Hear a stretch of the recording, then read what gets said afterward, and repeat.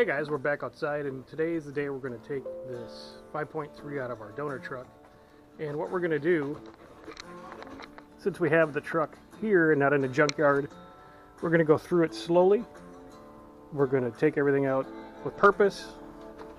We're not just going to go hack and cut wires and try to do this in a hurry, because there's no reason to. Going to go through it piece by piece, remove the harness, the battery box, the engine, all in one piece, take it all out in one swoop. We're going to leave the transfer case, fuel system, everything else behind that we're not going to need. And we'll go through this, we'll go through it slow, show you step by step what I had to do to yank this out. We'll see how we can look here and there and show you some things that maybe I had to struggle with, or some important things, or some kind of shortcuts so we don't have to cut or hack anything to death to get it out of this truck. Hey guys, we're about an hour in here, and here's what it looks like. Radiator's out, condenser's out, all the front end stuff is off. Modified the radiator support, as you can see, so we can just pull this motor straight out. Disconnect the DAC, disconnect the power steering. Removed all the coolant lines. Real easy so far, everything came apart real nice. So far the only tools you're going to need is a 10mm, 13mm, a cutter of vice grips, and a screwdriver.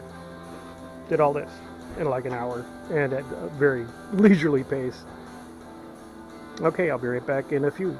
Okay, following day, this is kind of hour 3 of removing the engine. Here's what we got. We're down to taking out this steering arm, the steering link. We're moving that out of the way so we can get to the 3 bolts on this side of the engine mount. Come along this side. You get the engine mount, you take the heat shield off of this manifold, and you're kind of able to get to the 3 bolts to release the mount from the frame there. We'll go ahead, we'll pop the intake off to get the back bell housing bolts. And a few more wires. Disconnect the fuel lines when we take the manifold off, the intake manifold. And she should be ready to come out here shortly. Hey guys, going into hour 4. Let me show you the progress. Intake's off. The motor mounts bolts are out. Motor mount bolts are off. EGR is disconnected, disconnecting everything on the intake manifold. A little bit of a learning process, but just go slow. I'm going to vacuum some of this stuff out so it doesn't end up down in my engine.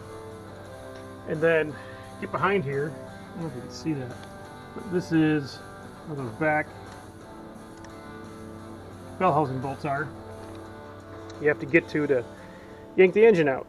So we're close. And as soon as I get some bell housing bolts out, we'll be back and we'll actually show us taking this bad boy out of here. Hey guys, end of hour 4. The engine's out, sitting on the cherry picker. Not too bad. A couple quick tips.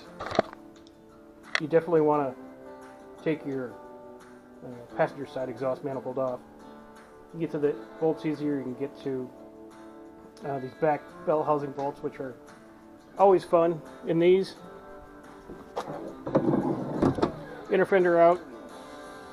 And then, honestly, the bell housing bolts were not that bad once you take off the intake. But here it is, not so bad. Took it out with the converter because the converter bolts, they just weren't coming out. So we left the converter attached. We had to drop the front diff a little bit, rotate it down, pulled right out, no problems at all. Not a bad way to do it, really. I'll deal with the torque converter bolts here at a later date. But the engine's out. Not too bad. Same kind of handful of tools, a 15, a 13, a 10. Wire cutters. I did use a Sawzall on the exhaust. Other than that, basic hand tools, and you can get this thing out by yourself in about 4 hours. If you get a couple buddies, and you've done this before, probably about less than half that time, it's really not that bad. Just go ahead and do it. So, if anybody needs a slightly beat to shit 02 Chevy 4x4 chassis, let me know. Other than that, have a good day. Thanks for tuning in. We'll see you next time.